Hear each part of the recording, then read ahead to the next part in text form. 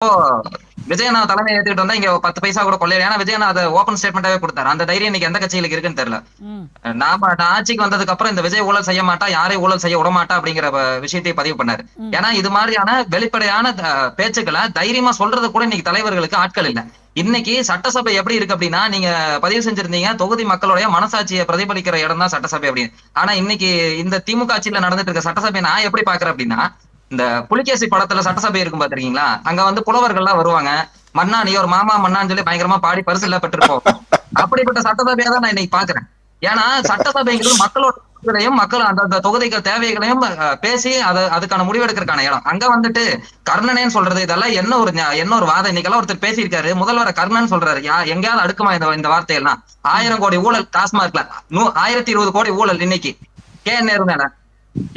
மக்களுக்கு கொடுக்கறவங்க தாங்க கர்ணன். மக்கள் கிட்ட இருந்து புடுங்குற ஒரு கர்ணன் கிடையாதுங்க. அண்ணா மாத்தி சொல்லிட்டாருன்னு நினைக்கிறேன். ஒருவேளை வந்து மக்கள் கிட்ட இருந்து புடுங்கி திமுக கட்சிக்கு நிதியா கொடுக்குறாங்க இல்லையா, அதனால திமுக கர்ணனா உங்களுக்கு தெரிஞ்சிருக்கலாம்.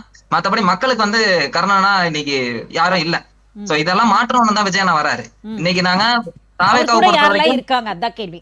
அவர் வருகிறார், மாசாக வருகிறார், ஊழலை செய்ய விட மாட்டார், தலைமை பொறுப்பை மட்டும்தான் ஏற்றுக்கொள்வார், எல்லாமே ஓகே. அவர் கூட இதெல்லாம் செய்யறதுக்கே யார் இருக்கா? மக்கள் இருக்காங்க. இன்னைக்கு மக்கள், பெரும்பாலான மக்கள் விஜயண்ணா பக்கம் நிக்கிறாங்க. ஏன்னா இந்த கடந்த 50 ஆண்டு காலமா திமுக அதிமுக மாத்தி மாத்தி பார்த்து சலிச்சு போயிருச்சு.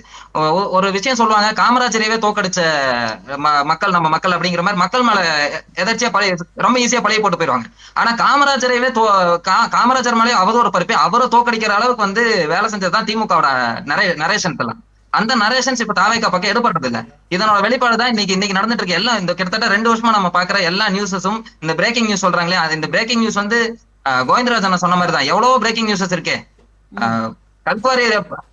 கல்குவாரியில நடக்கிற ஊழல ரெக்கார்ட் பண்ண போட பத்திரிகையாளர் தாக்கப்படுறாரு. அது பிரேக்கிங் நியூஸ் ஆகல.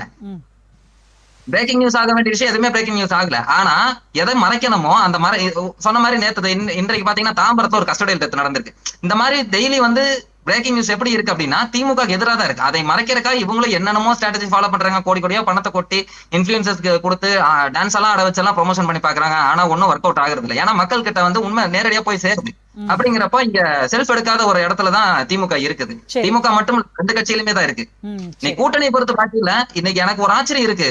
இந்த ஏடிஎம்கே எப்ப வந்து டிஎம்கே கூட கூட்டணி போவாங்கன்னு எதிர்பார்த்துட்டு இருக்க சூழ்நிலை இருக்கு. ஏன்னா இன்னைக்கு சூழ்நிலை அப்படிதான் இருக்கு. அதுவும் கூட நடத்தாலும் ஆச்சரியப்படுறதுக்கு இல்லை. சரி, உங்க கேள்விக்கான பதிலை சொல்வதற்காக சற்று முன்னதாக நம்முடன்